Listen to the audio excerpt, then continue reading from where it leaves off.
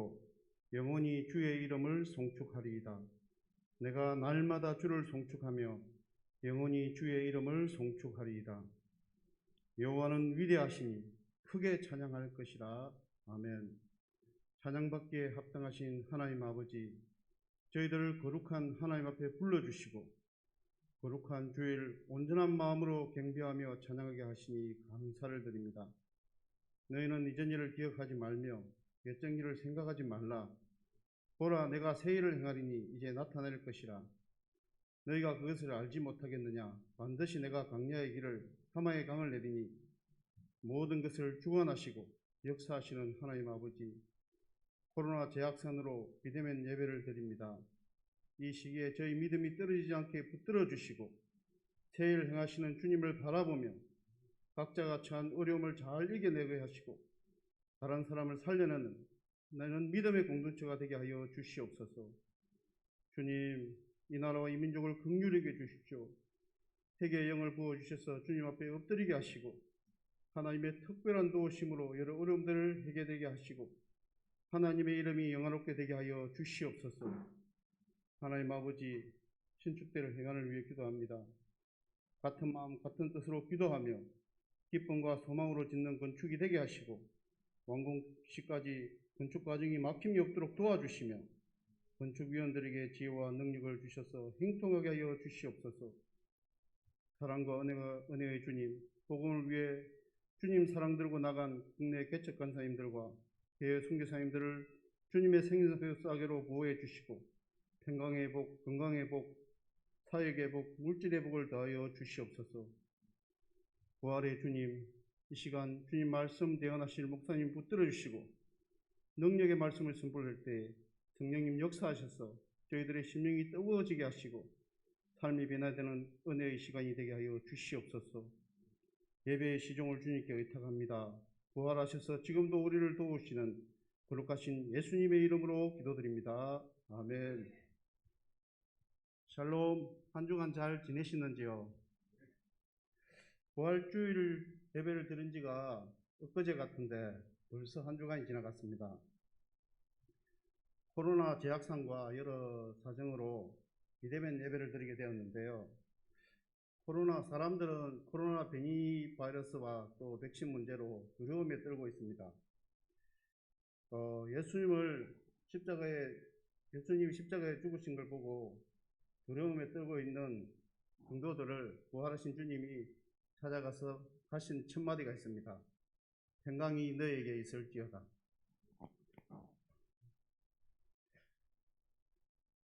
평강의 왕이신 예수님의 평강을 우리도 함께 누렸으면 좋겠습니다. 주변 분들과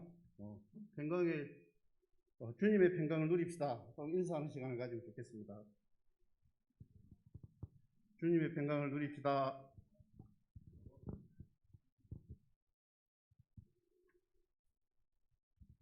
세계로 소식 전하겠습니다.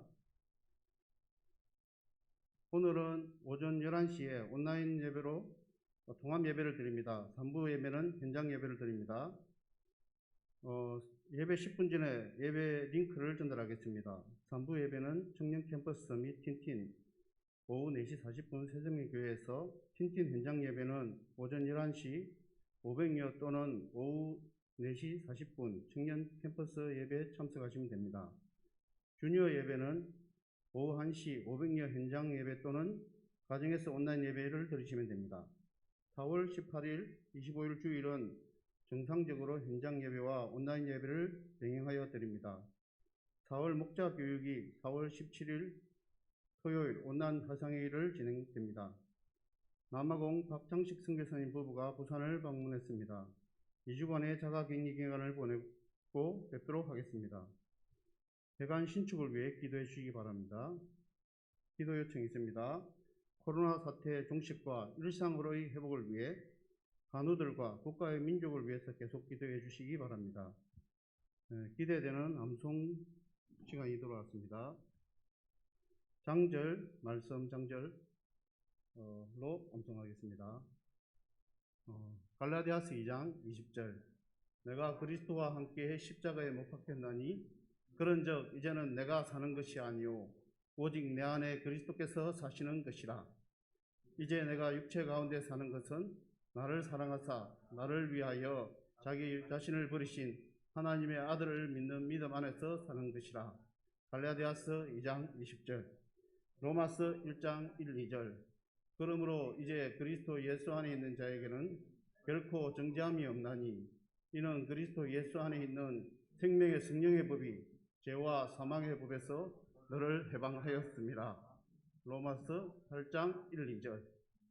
아멘. 성경 봉독이 있겠습니다. 에베소서 3장 14절로 19절입니다. 다 같이 하도록 하겠습니다.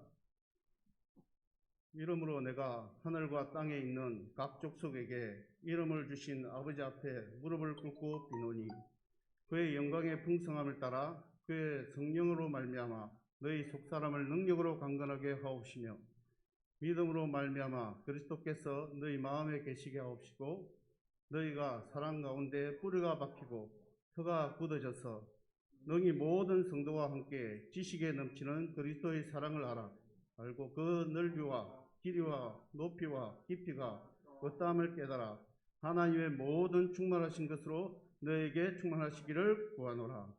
아멘.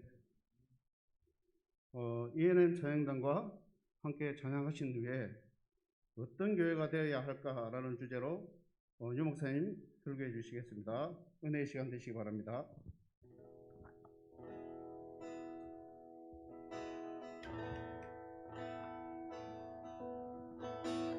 이 세상을 살아가는 동안에 나의 힘을 의지할 수 없으니 기도하고 낙심하심할 것을 주께서 참 소망이 되시니라. 하나님의 꿈이 나의 비전이 되고 예수님의 성품이 나의 인격이 되고 성령님의 권능이 나의 능력이 되길 원하고 바라고 기도합니다. 우리가 아무리 찬양 고백하실 때 우리 기도로 주님께 올려드리십시다. 이 세상을 살아가는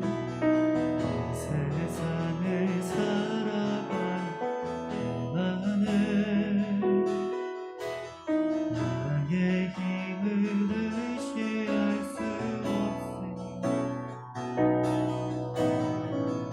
기도하고 낙심하심할 것을 주께서 참 소망이 우리가 소망 되시는 주님께 고백합니다. 하나님의 꿈이 나의 비전이 되고 예수님의 성품이 나의 인격이 되고 성령님의 권능이 나의 능력이 되길 원하고 바라고 기도하. 함께 2절 고백하십시다. 주의 길을 걸어가는 동안에 세상의 것 의지할 수 없으니 감사하고 낙심하지만 주님이 우리의 기쁨이 되십니다. 주께서 참 기쁨이 되시니라. 하나님의 꿈이 나의 비전이 되고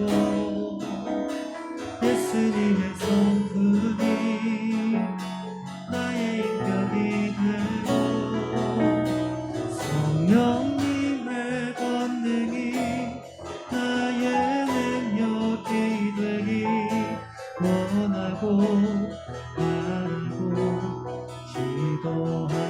원하고 바라고 기도합니다.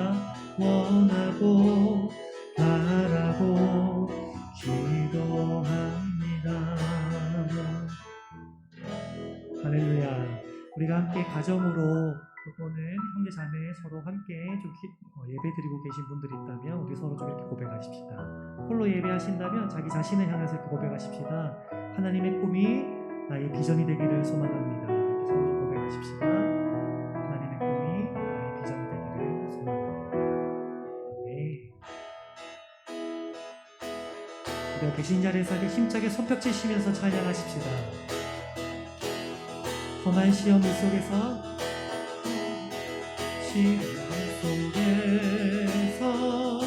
나를 건져주시고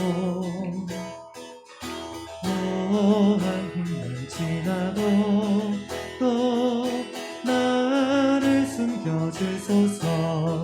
주여 나를 돕고 사고 품어주시고 험한 통과 지나도 또 나를 숨겨주소. 2절 고백합니다. 권세 능력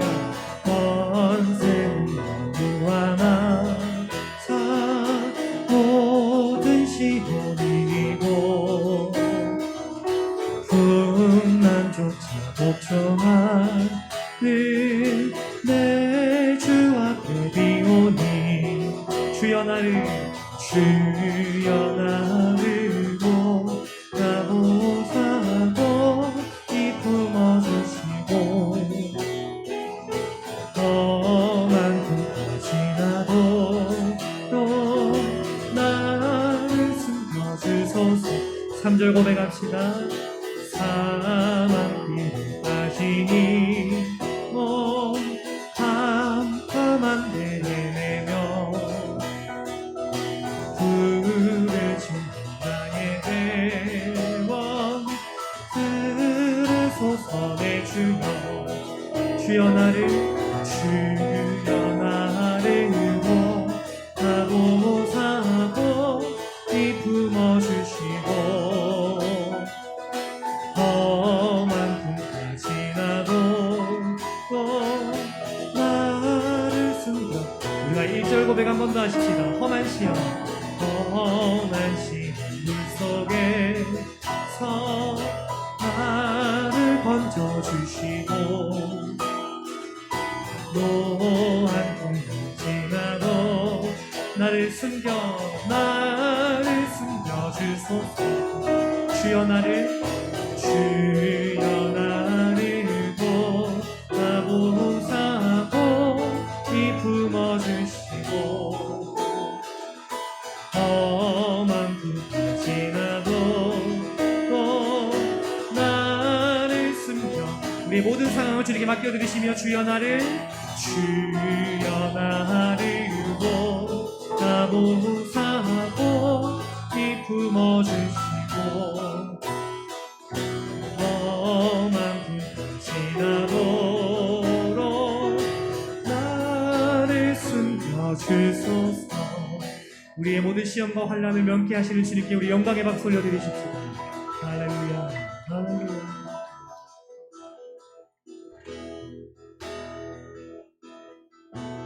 빛 되신 주 어둠 가운데 비추사 내 눈보게 하소서.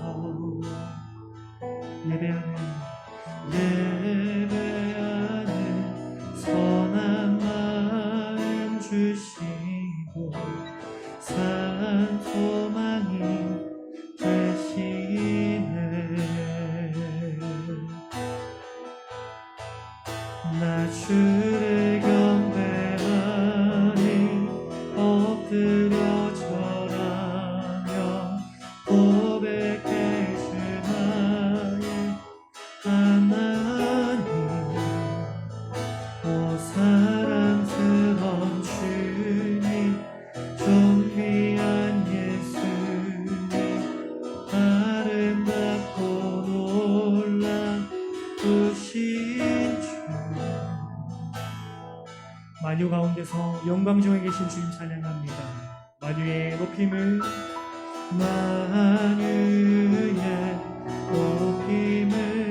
받으소서.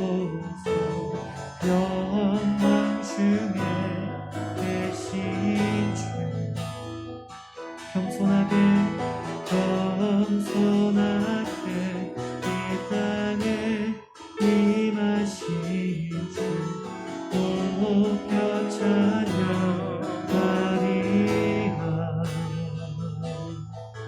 나 주를 경배하니 엎드려 절하며 고백해 주 나의 하나님. 오 사랑스러운 주님, 존귀한 예수님, 아름답고 놀라우신 나 주를 경배하리. 나 주를 경배하리. 엎드려 절하며 고백해 주 나의 하나님. 오 사랑스러운 주님, 존귀한 예수님, 아름답고 놀라우신 주, 다할 수 없는 주의 은혜, 내 죄 위한 주 십자가, 다할 수 없는 주의 은혜, 내 죄 위한 주신 할 수 없네, 다할 수 없는 주의 은혜, 내 죄 위한 주신 할 수 없네, 다할 수 없네 주의 은혜, 내 죄 위한 주 십자가. 나 주를 경배하리. 나 주를 경배하리. 엎드려 절하며 고백해 주 나의 하나님. 오 사랑스러운 주님, 존귀한 예수님, 아름답고 비가 마지막으로 사랑이시여 아름다우신 주님 앞에 높이십시다. 나 주를 경배하니 엎드려 절하며 고백해 주 나의 하나님. 오 사랑스러운 주님, 존귀한 예수님, 아름답고 놀라우신 주.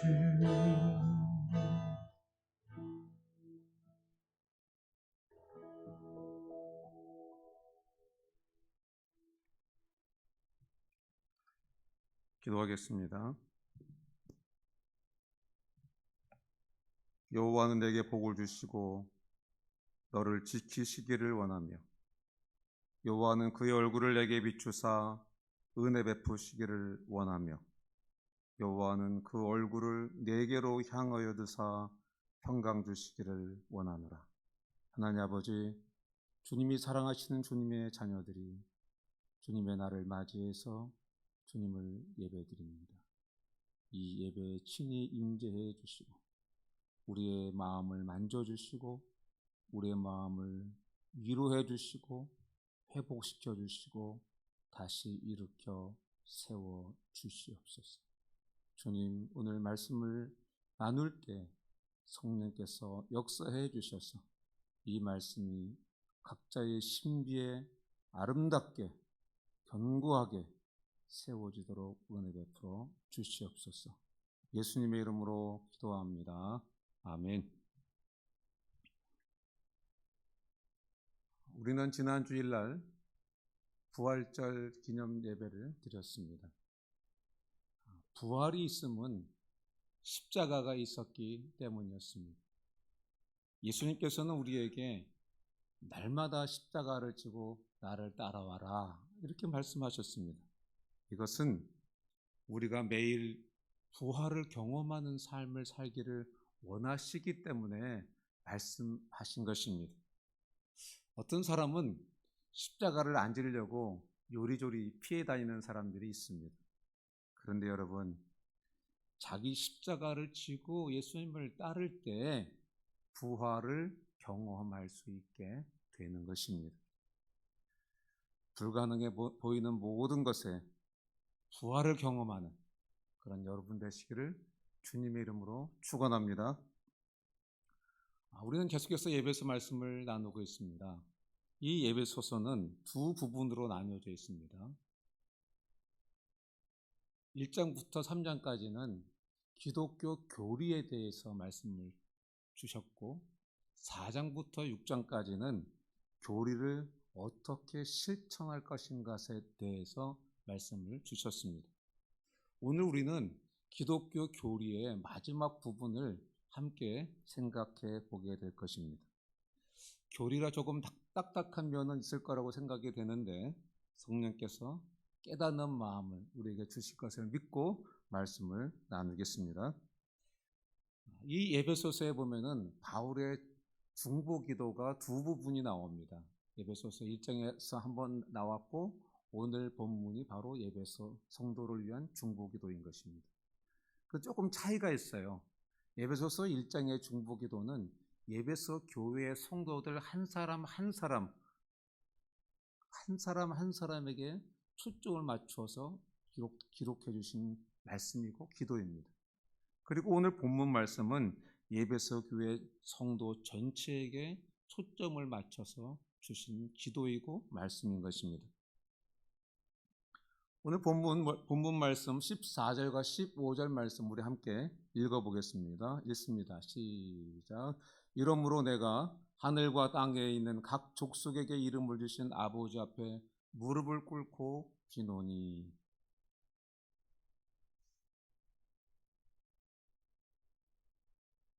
오늘 본문은 바울이 감옥에 갇혀 있기 때문에 에베소 교회 성도들을 직접 만날 수가 없었습니다.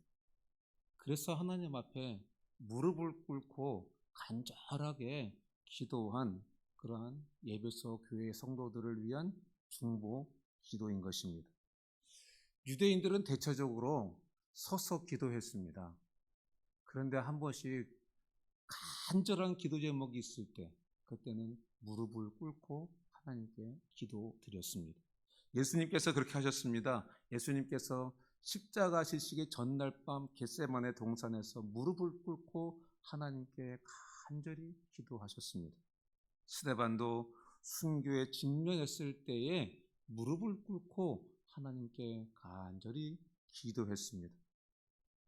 오늘 본문에서 이 바울이 중보 기도를 하면서 무릎을 꿇고 기도했다고 하는 것은 에베소 교회를 위한 바울의 그 중보 기도가 얼마나 간절한 기도였는지, 또 에베소 교회 성도들을 바울이 얼마나 사랑하고 있는지를 잘 보여주고 있는 것입니다. 바울은 자신이 감옥에 갇히고 아무것도 할 수 없는 상황이라고 느껴졌을 때에 포기하고 절망하고 뒤로 물러서지 않았습니다. 하나님께 무릎 꿇고 간절히 기도했습니다. 성경을 보면은 자신이 아무것도 할 수 없다고 생각될 때에 하나님 앞에 무릎 꿇고 기도했던, 간절히 기도했던 사람들의 이야기가 많이 나옵니다. 모세는 백성들이 불평하고 원망하고 대들 때, 그래서 자기가 자신을 무력하게 만들 때에 모세가 했던 것은 하나님께 나아가 기도했습니다. 야곱도 형 에서가 사람들을 이끌고 자기에게 올 때에 두려웠습니다. 자기가 할 수 있는 것은 아무것도 없었습니다. 그때 야곱도 야복 강가에서 천사와 씨름하며 기도했습니다. 죽음 선고를 받은 히스기야는 어떻습니까? 히스기야 왕도 죽음의 선고를 들었을 때 포기하지 않고 하나님께 기도드렸습니다. 혹시 오늘 예배드리는 분들 중에 어쩔 수 없는 상황, 헤어날 수 없다고 생각되는 그런 상황 속에 계신 분이 있다면 실망하거나 물러나지 마시고 기도하시기를 주님의 이름으로 축원합니다. 야고보서 5장 13절은 이렇게 우리에게 말씀하십니다. 너희 중에 고난 당하는 자가 있느냐? 그는 기도할 것이요. 즐거워하는 자가 있느냐? 그는 찬송할지니라. 이렇게 말씀하셨습니다. 여러분, 기도하면 절망이 사라지는 것입니다. 기도하면 한숨이 사라지는 것입니다. 기도하면 그때부터 하나님이 일하기 시작하시는 것이고 하나님의 역사를 보게 되는 것입니다. 우리 본문 16절 말씀을 함께 읽어보겠습니다. 읽습니다. 시작. 그의 영광의 풍성함을 따라 그의 성령으로 말미암아 너희 속사람을 능력으로 강건하게 하시오며. 바울은 지금 에베소 교회를 위해서 기도하면서 제일 먼저 기도한 게 뭐냐면은 너희 속사람을 강건하게 해주시며 이렇게 기도하고 있습니다. 여러분, 지금 에베소 교회가 어떤 상황이 있습니까? 우상의 본거지에서 신앙생활을 하면서 많은 고난 속에 있었습니다. 저와 여러분들 같으면 어떤 기도를 해줬겠습니까? 하나님, 그 환경을 변화시켜 주십시오. 하나님, 그 정치하는 사람들을 변화시켜 주십시오. 하나님, 먹고 사는 것을 좀 도와주십시오. 이렇게 아마 기도했을 거라고 생각이 됩니다.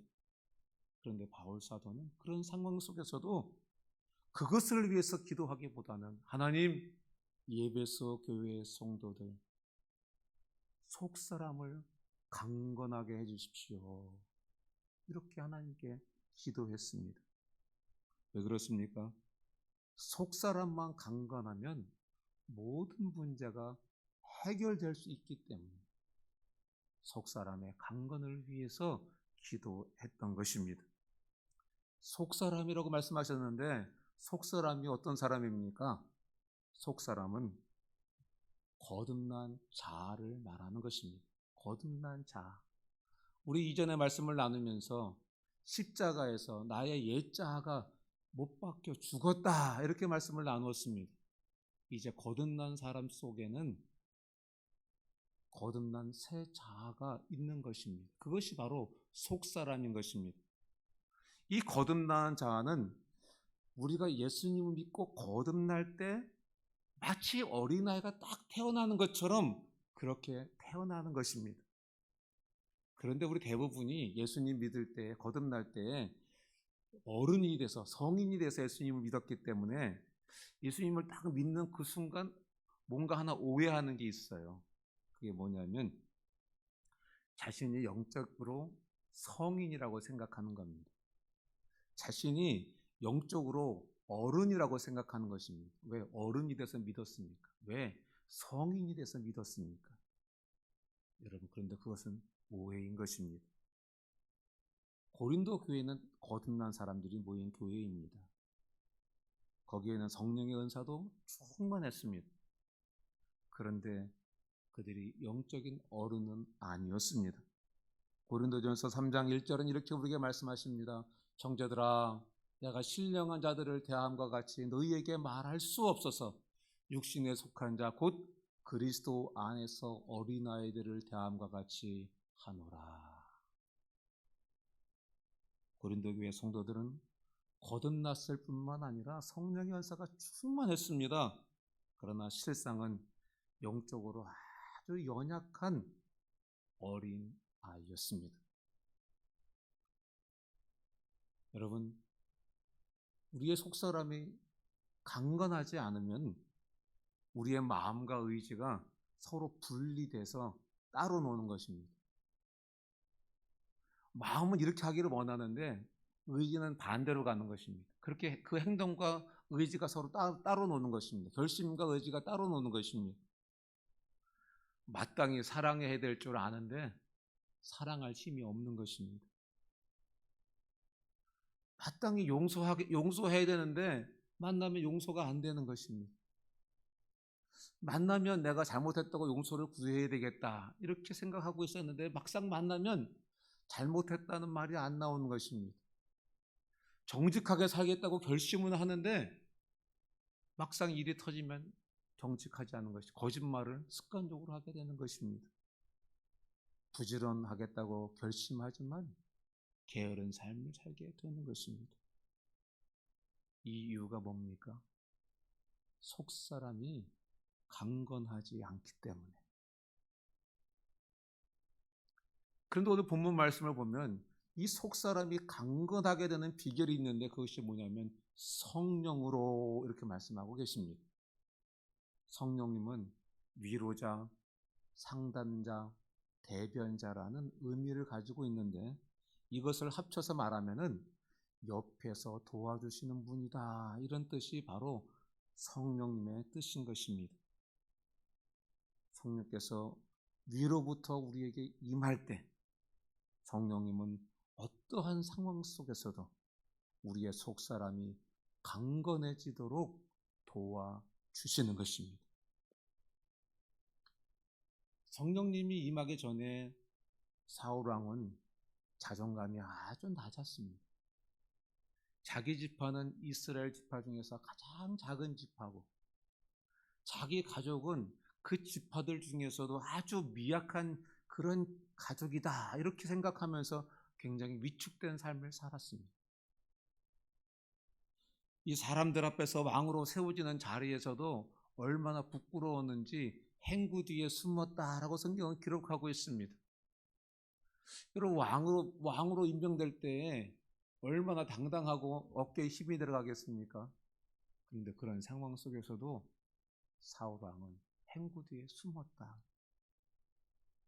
그런데 이 모습을 보고 있던 백성들이 이런 사람이 어떻게 우리를 구원할 수 있겠냐 이렇게 사울을 멸시할 정도였습니다. 그런데 이런 사울 왕에게 성령이 위로부터 임했습니다. 성령이 임한 사울 왕은 속사람이 강건해졌습니다. 예전에 사울과는 180도 달라진 그런 사람이 되었습니다. 암몬이 쳐들어오니까 이스라엘 백성들을 다 모아가지고 앞장서서 나가서 싸우고 승리했습니다. 여러분, 성령이 우리에 임하게 되면 우리의 속사람이 강건하게 되는 것입니다. 그런데 이 사울에게 성령이 떠나셨습니다. 성령이 떠났을 때 사울왕은 두려워하고 용기를 잃어버렸습니다. 다윗을 죽이지 않겠다고 결심하고 약속했지만 결심과는 다르게 다윗을 죽이려고 창을 던지고 거듭해서 이 다윗을 쫓아다녔습니다. 여러분, 성령이 임하시면은 상황 속에 담대해지게 되는 것입니다. 성령이 임하게 되면은 사람들을 만날 때 담대해지게 되는 것입니다. 성령께서 임하시게 되면 우리가 전도할 때에도 담대하게 되는 것입니다. 이 성령님은 다음에 한번 우리가 성령 주간에 한번 말씀을 나누기를 원하는데요. 이 성령님은 내주하시는 성령님과 임하시는 성령님으로 우리가 이해할 수 있습니다. 우리가 예수님을 마음속에 모셔드릴 때에 이 성령님이 바로 그리스도의 영이기 때문에 예수님을 마음속에 모셔드릴 때 성령께서도 우리 속에 내주하십니다. 그런데 또 한 번 성령께서 우리 위에 임하시는 성령님도 계십니다. 우리 위에 임하시는 성령님은 우리에게 능력을 주시는 성령이신 것입니다. 위로부터 임하는 성령의 능력으로 속사람이 강건하게 되기를 주님 이름으로 축원합니다. 우리의 속사람이 강하게 되면 하나님께 영광 돌리는 그런 하나님께 영광 돌리기에 합당한 그러한 사람이 되는 것입니다. 우리 본문 17절 말씀을 한번 다 같이 읽겠습니다. 시작. 믿음으로 말미암아 그리스도께서 너희 마음에 계시게 하시옵고 너희가 사랑 가운데서 뿌리가 박히고 터가 굳어져서. 믿음으로 말미암아 그리스도께서 너희 마음에 계시게 하시옵고 이렇게 말씀했습니다. 믿음으로 말미암아. 여러분 우리가 믿는다 그랬는데 무엇을 믿는 것입니까? 그리스도가 나의 왕이시고 그리스도가 나의 주인이신 것을 믿는 것입니다. 그리스도를 왕으로 주인으로 모신 사람은 그 속에 그리스도께서 계시는 것입니다. 그런데 지금 오늘 말씀을 보니까 바울 사도는 그리스도께서 너의 마음속에 계시게 하시옵고 이렇게 기도하고 있습니다. 왜 이렇게 기도하겠습니까? 그리스도 예수께서 우리의 왕과 주인으로서 우리의 모든 영역을 완전히 그리고 강력하게 장악해서 그리스도의 인재를 경험하게 해달라고 지금 기도하고 있는 것입니다. 주님, 예배소 교회 성도들 속에 주님이 왕이 되시고 주님이 주인이 되셔서 그들의 모든 삶의 모든 영역들을 완전히 강력하게 장악하셔서 그들의 삶 가운데 하나님 살아계신 거 보여주십시오. 이렇게 지금 기도하고 있는 것입니다. 여러분, 십자가의 복음을 머리로는 이해하는데 그 예수님을 왕과 주인으로 모시지 못한 사람들은 예배를 드려도 예배의 감격이 무엇인지 모르게 되는 것입니다. 십자가의 감동이 무엇인지도 모르게 되는 것입니다. 헌신이 무엇인지도 알지 못하는 것입니다. 눈물의 기도가 무엇인지 용서와 사랑이 무엇인지도 알 수가 없습니다. 정죄하고 판단합니다. 습관적인 죄를 벗어버리지 못합니다.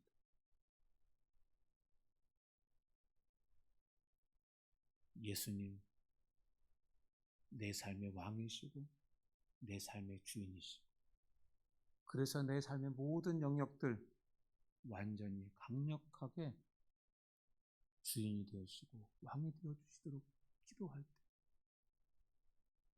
우리 삶 속에 하나님 살아계신 것을 경험하며 살아갈 수 있게 되는 것입니다. 바울은 예배소 교회의 모든 성도들이 그리스도의 사랑 안에서 뿌리가 박히고 터가 굳어지기를 간구했습니다. 여러분, 이것은 성도들이 사랑의 뿌리를 내린 인격자가 되게 해달라고 기도하고 있는 것입니다. 이것은 성도들이 사랑의 기초를 둔 사랑이 토대가 되어서 세워진 그런 인격자가 되게 해달라고 지금 기도하고 있는 것입니다. 말씀을 읽고 기도하는 것 해야 되기 때문에 하는 것이 아니라 하나님을 사랑함으로 하고 전도도 해야 되기 때문에 하는 것이 아니라 하나님을 사랑하고 죽어가는 영혼을 사랑하기 때문에 하고 또 1대1로 형제들 자매들을 나도 시간도 없지만 나도 피곤하지만 시간을 내서 돕는 이유 하나님을 사랑하고 그 영혼을 사랑하기 때문에 형제자매를 섬기는 것도 해야 되기 때문에가 아니라 형제를 사랑하고 자매를 사랑함으로 교회를 섬기는 것도 하나님을 사랑함으로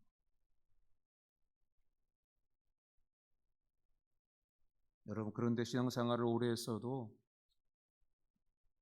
사랑이 없으면 어떻게 되겠습니까?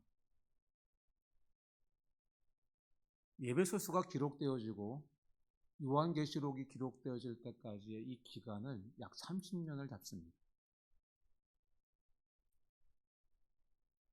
근데 30년이 지난 후에 예수님께서 예배소 교회에게 하신 말씀이 있습니다. 계시록 2장 4절과 5절은 이렇게 말씀하고 있습니다. 다 같이 한번 읽어볼까요? 2장 4절 5절 시작. 그러나 너를 책망할 것이 있나니 너희 처음 사랑을 버렸느니라. 그러므로 어디서 떨어졌는가를 생각하고 회개하여 처음 행위를 가지라. 만일 그리하지 아니하고 회개하지 아니하면 내가 내게 가서 내 촛대를 그 자리에서 옮기리라. 사랑을 잊어버리면 하나님께 책망받게 되는 것입니다. 책망받는 데서 멈춰지는 것이 아니라 촛대가 옮겨주는 무서운 일도 벌어지는 것입니다. 지난번 말씀을 나눈 적이 있습니다. 촛대는 무엇을 상징합니까? 촛대는 교회를 상징하는 것입니다. 그런데 예배소 교회에서 촛대를 옮기시겠다고 하시는 것은 더 이상 예배소 교회가 건물은 있고 사람들은 모여 있지만 거기가 더 이상 교회가 아니고 세상의 한 부분이 되는 것이라고 말씀하시는 것입니다. 오늘날 교회가 왜 세상 같습니까? 사랑의 뿌리를 받고 행동하지 않고 사랑을 기초로 해서 행동하지 않기 때문에 그렇습니다.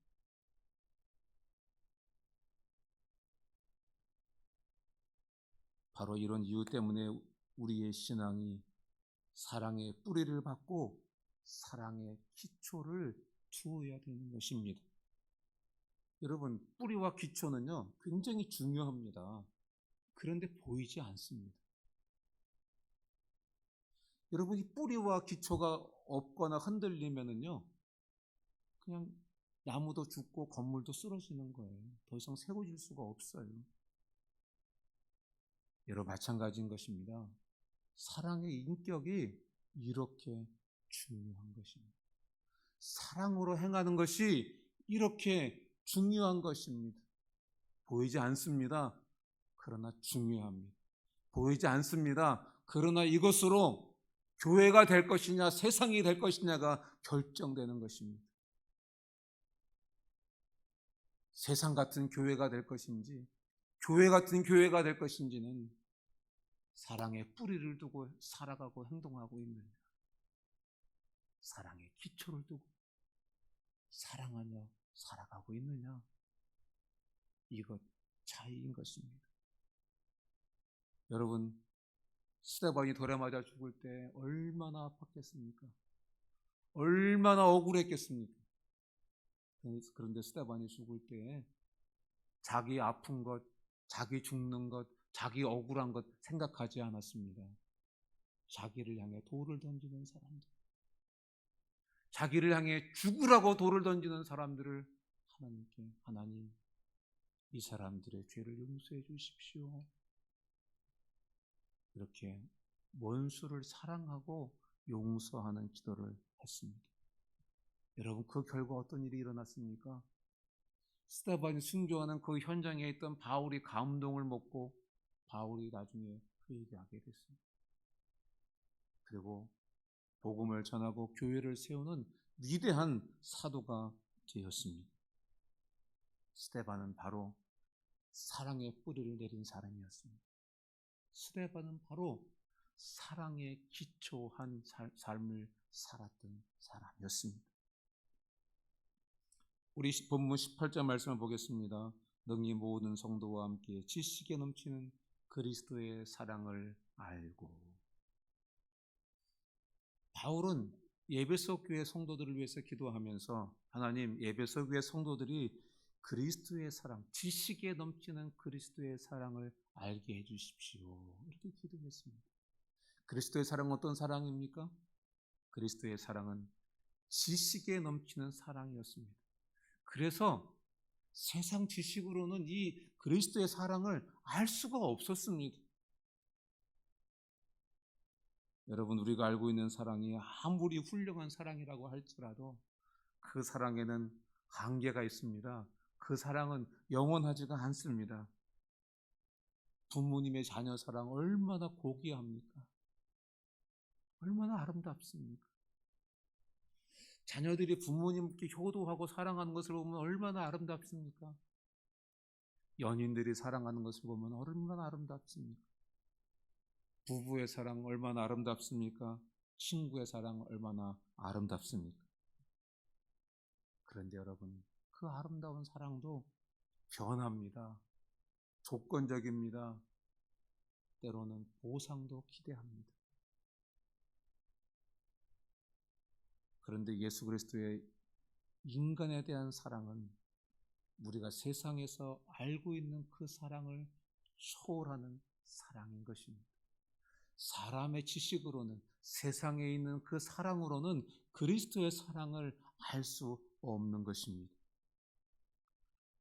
본문 말씀, 우리 19절 말씀을 함께 다 같이 읽어보겠습니다. 읽습니다. 시작. 그 너비와 길이와 높이와 깊이가 어떠함을 깨달아 하나님의 모든 충만하신 것으로 너희에게 충만하게 하시기를 구하노라. 그 너비 할 때 그는 바로 그리스도의 사랑을 말하는 것입니다. 그리스도의 사랑의 너비와 길이와 높이와 깊이가 어떠함을 깨달아. 이렇게 기도하고 있는 것입니다. 바울은 첫 번째로 그리스도의 사랑의 넓이를 깨닫게 해달라고 기도했습니다. 하나님께서 창조하신 인류가 어떻습니까? 하나님께서 창조하신 인류는 허물과 죄로 죽었습니다. 허물과 죄로 죽어서 마귀의 종이 되어지고 세상 풍조를 따르고 하나님과 원수된 삶을 살았습니다. 그런데도 그리스도 예수께서는 그런 인류를 포용하시기 위해서 십자가에서 생명을 내놓으시고 죽으셨습니다. 그리스도의 사랑은 전 인류를 품는, 원수를 품는 그런 넓은 사랑이었습니다. 바울은 또 그리스도의 사랑의 길이를 깨닫게 해달라고 기도했습니다. 사람의 사랑은 빨리 식고 빨리 변합니다. 일시적입니다. 뭔가 좋을 때, 도움이 되고 이득이 된다고 생각할 때 사랑을 선택합니다. 조금 더 극단적인 표현으로 말한다면 인간의 사랑은 쉽게 끓고 쉽게 식는 냄비와 같은 사랑이라고도 할 수 있습니다. 그러나 하나님의 사랑은 길게 끝이 없는 사랑인 것입니다. 여러분, 탕자가 집을 나갔습니다. 나갔다가 뉘우치고 돌아왔을 때 그때부터 탕자 아버지의 사랑이 시작되었습니까? 그렇지 않죠. 탕자의 아버지는 자기의 아들의 상태와 상관없이 사랑했습니다. 탕자 생활을 했을 때도 사랑했습니다. 마찬가지인 것입니다. 우리가 하나님의 사랑을 떠나있을 때도 하나님의 우리를 향한 사랑은 변함없이 영원한 것입니다. 이것이 하나님의 사랑의 길이인 것입니다. 예레미야 31장 3절에서도 우리에게 말씀하십니다. 내가 영원한 사랑으로 너를 사랑하기에 인자함으로 너를 이끌었도다. 내가 영원한 사랑으로 너를 사랑한다. 이것이 바로 하나님의 사랑의 길이인 것입니다. 영원한 사랑으로 나를 사랑하시, 변함없이 영원토록 사랑하시. 얼마나 감사한지 모릅니다. 여러분, 하나님이 어떤 때는 여러분을 사랑하시는 것 같고 어떤 때는 안 사랑하시는 것 같습니까? 그렇지 않습니다. 그리스도의 사랑은 넓습니다. 영원한 사랑인 것입니다. 하나님은 탕자 아버지가 탕자를 사랑하신 것처럼 영원히 변함없이 그렇게 사랑해 주시는 것입니다. 바울은 또 그리스도의 사랑의 높이를 깨닫게 해달라고 기도했습니다. 에베소서 2장 6절에서 또 함께 일으키사 그리스도 예수 안에서 함께 하늘에 앉히시니 이렇게 말씀하셨습니다. 예수님은 예수님의 보혈로 우리를 구원하시고 죄 용서하시면서 이 정도면 됐다. 야, 내가 이 왼수를 이 정도 사랑했으면 됐지. 이렇게 끝내시지 않으셨습니다. 예수님께서는 모든 죄를 용서하시고 구원하셨을 뿐만 아니라 하나님과 예수님이 앉아 계신 그 하늘 하나님 보좌에 우리를 앉혀 주셨습니다. 얼마나 놀랍습니까? 하나님의 사랑은 이렇게 높습니다. 높은 사랑인 것입니다. 원수까지도 자기 옆자리까지 앉혀주시는 이런 높은 사랑이 바로 그리스도의 사랑인 것입니다. 야, 내가 사랑을 했는데 너를 용서는 했지만 저쪽에 와 있어. 그게 아니다. 내 옆에 와서 앉아라. 내 옆에 와서 앉아라.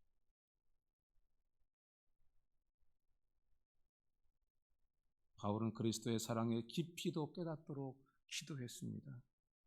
예수님의 사랑의 깊이는 예수님의 낮아지심에서 발견할 수 있습니다.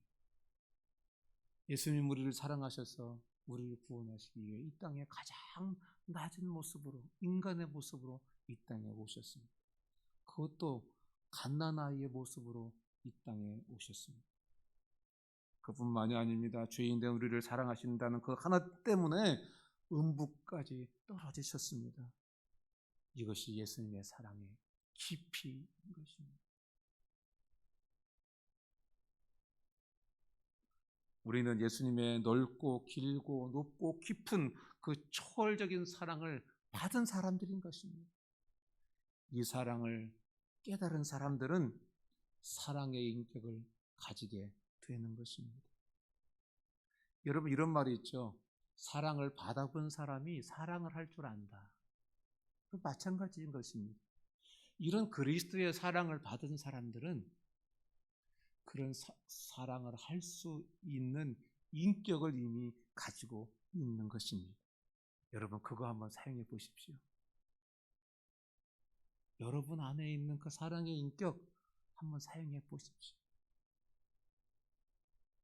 얼마 전에 동물의 왕국을 보니까 새가 태어났는데 알이 있는데 그 알에서 딱 부화하고 조그만 새끼가, 털도 없는 새끼가 나왔어요.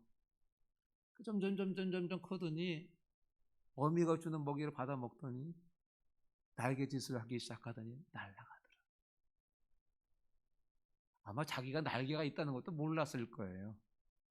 아마 이 펴지고 이렇게 해보니까 내가 날랐구나, 날 수 있구나를 생각했는지도 모르겠습니다. 여러분, 마찬가지예요. 우리 속에 하나님의 사랑의 인격이 있는지도 우리는 모르고 있는 분들도 있습니다. 하지만 하나님의 사랑 가지고 하나님의 사랑을 입은 사람들은 그 속에 다 하나님의 사랑, 그리스도의 사랑, 그 인격을 가지고 있는 것입니다. 여러분, 오늘부터 한번 사용해 보십시오. 사용해 보시기를 축원합니다. 19절 말씀을 다시 한번 보겠습니다. 그 너비와 길이와 높이와 깊이가 어떠함을 깨달아 하나님의 모든 충만하신 것으로 너희에게 충만하게 하시기를 구하노라. 무슨 말씀입니까? 성도가 도달해야 될 최고의 목표점은 하나님의 충만함이라는 것입니다. 하나님의 온전하심, 하나님의 거룩하심, 여기까지 이르러야 한다고 말씀하시는 것입니다. 그런데 성도분들 중에 보면 이런 분들이 있는 것 같아요. 예수님이 십자가에서 나의 과거의 죄와 현재의 죄와 미래의 모든 죄를 다 용서해 주셨어. 이제 나는 안심하고 죄를 지어도 돼. 아마 이렇게 생각하는 분들도 조금 있는 것 같아요. 여러분, 그런데 그것은 올바른 생각이 아닙니다. 여러분, 그것은 그것과 정반대의 생각을 해야 되는 것입니다. 구원받은 성도가 지향해야 될 목표는 하나님의 충만함까지 자라가는 것입니다. 여러분, 그런데 성도된 우리가 어떻게 하나님의 충만함까지 자라갈 수 있겠습니까? 넓고 길고 높고 깊은 그리스도의 사랑을 깨닫고 그 사랑의 포로가 될 때, 바울이 썼던 표현을 본다면은 그리스도의 사랑에 강건될 때에, 이 강건이라는 단어가 포로라는 단어거든요. 그리스도의 사랑의 포로가 될 때에 하나님의 모든 충만하심까지 기쁘게 우리가 자라갈 수 있게 되는 것입니다. 여러분, 우리가 오늘부터 온전해지기로 결심했어, 이렇게 한다고 우리가 그 온전해질 수가 없어요. 죄인들이기 때문에. 나 오늘부터 거룩한 삶을 살 거야, 이렇게 결심하고 노력한다고 해서 사실 우리가 거룩한 삶을 살아갈 수가 없어요. 그런데요, 하나님의 사랑을 깨달으면 너무 감사해서 나도 하나님을 사랑하게 되는 거예요. 그러다 보니 나도 하나님을 사랑하다 보니까 하나님을 어떻게 하면 기쁘시게 해드릴 수 있을까 이런 생각을 하게 되는 거예요. 그러다가 보니까 충만하신 하나님의 온전하심과 거룩하심까지 자라갈 수 있게 되는 것입니다. 우리가 잘 아는 것처럼 야곱은 라헬을 아내로 얻기 위해서 라반에게 7년 동안 봉사했습니다. 성경은 이렇게 이야기하고 있죠. 7년을 수일처럼 여겼더라. 여러분, 7년을 어떻게 수일처럼 여길 수 있겠습니까? 성경은 그 이유를 사랑했기 때문에.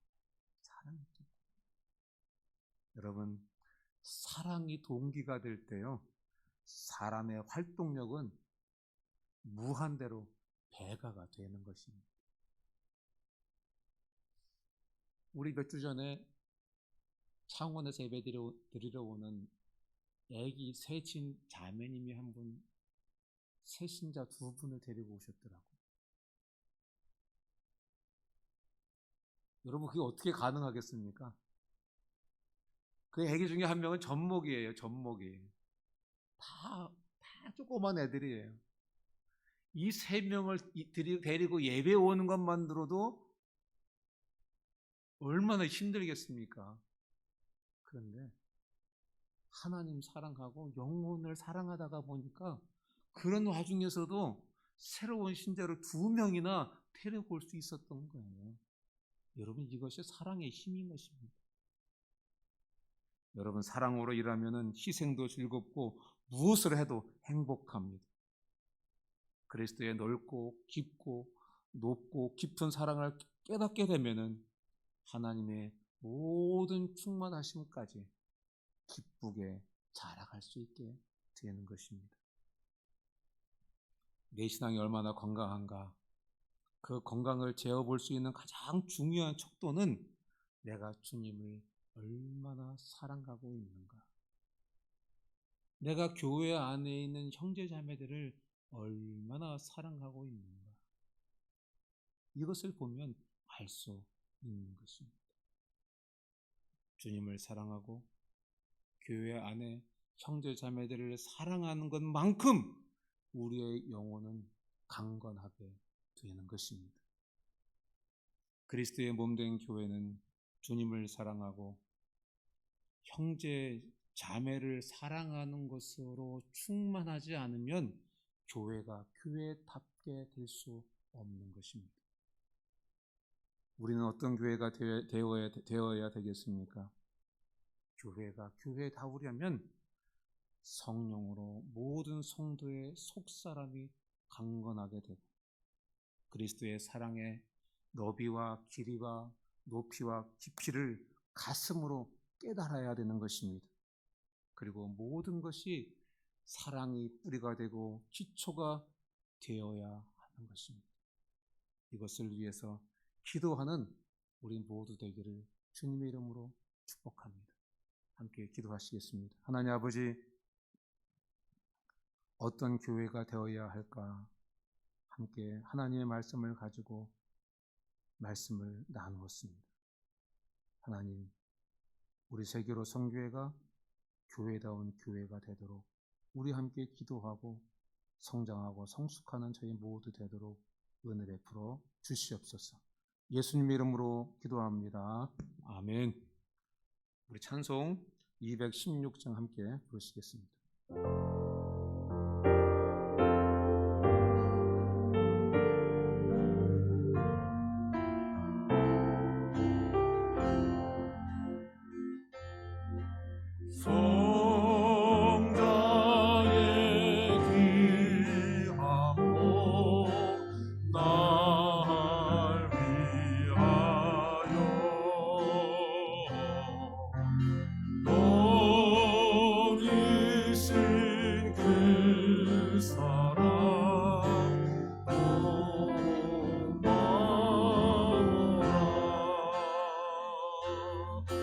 내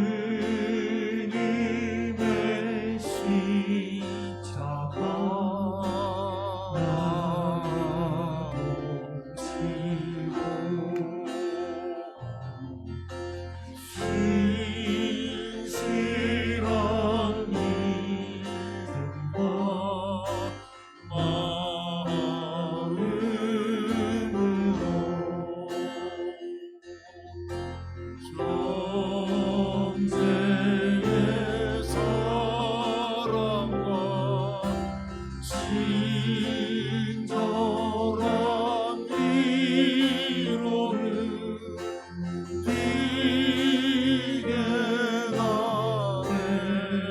베풀게 하옵소서.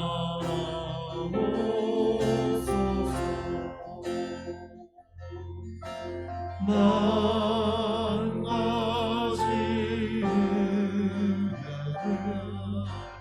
은혜를 받았으니 내 평생 슬프나 즐거우나 이 몸을 온전히 주님께 바쳐서 주님만 위하여 늘 살겠네.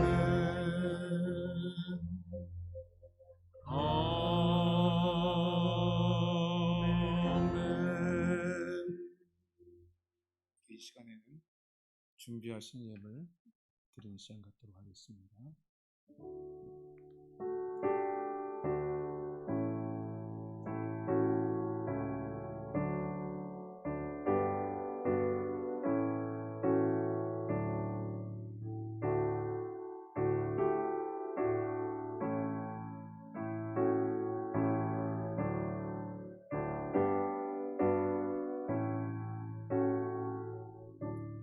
기도하겠습니다.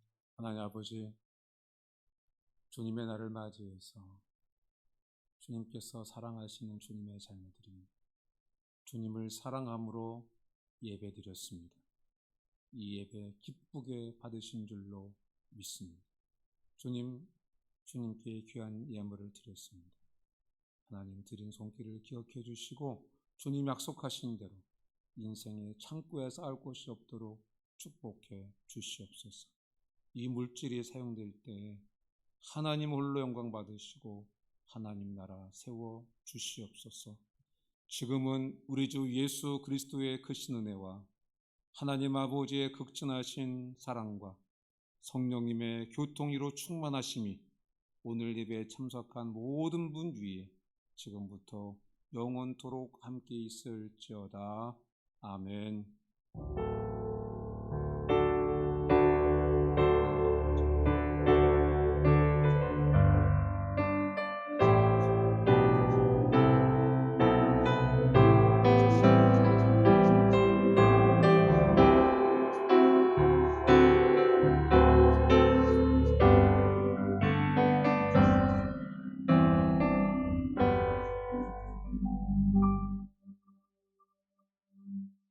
예배를 마쳤습니다. 우리 다음 주에는 현장에서 뵐 수 있기를 소원합니다. 샬롬.